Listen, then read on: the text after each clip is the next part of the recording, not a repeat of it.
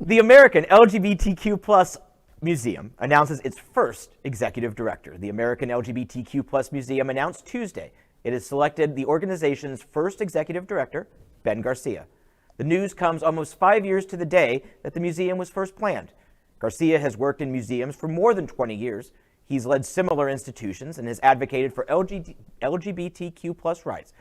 He will lead the institution's exhibition development, advocacy efforts, communications and community outreach and implementation, and fundraising strategy.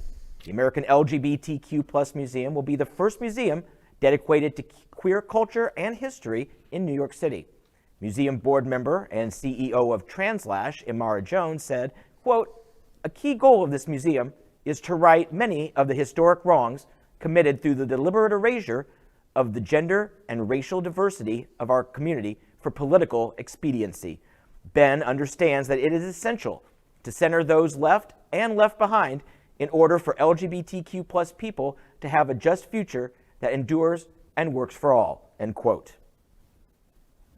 And New York has lots of great museums. They have a tenement museum which looks at the hardships of immigration and immigrants back in the 19th century. So I can't wait to see this.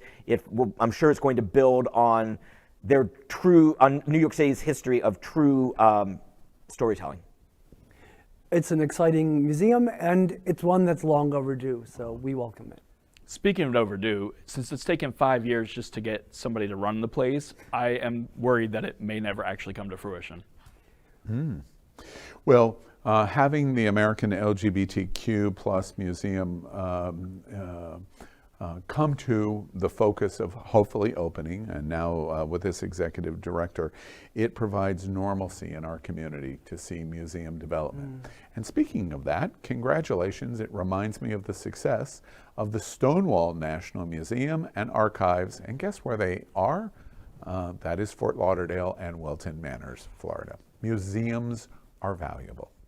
LGBTQ news is vital for our community and for the broader world as a whole. We have enough enemies at Fox News. Tucker, Sean, and Laura are loud. We need passionate allies. Happening Out Television Network, Queer News Tonight, and It's Happening Out are literally out of the closet and into the headlines. Our community needs your support. Like this broadcast and subscribe now to ensure the growth of the entire LGBTQ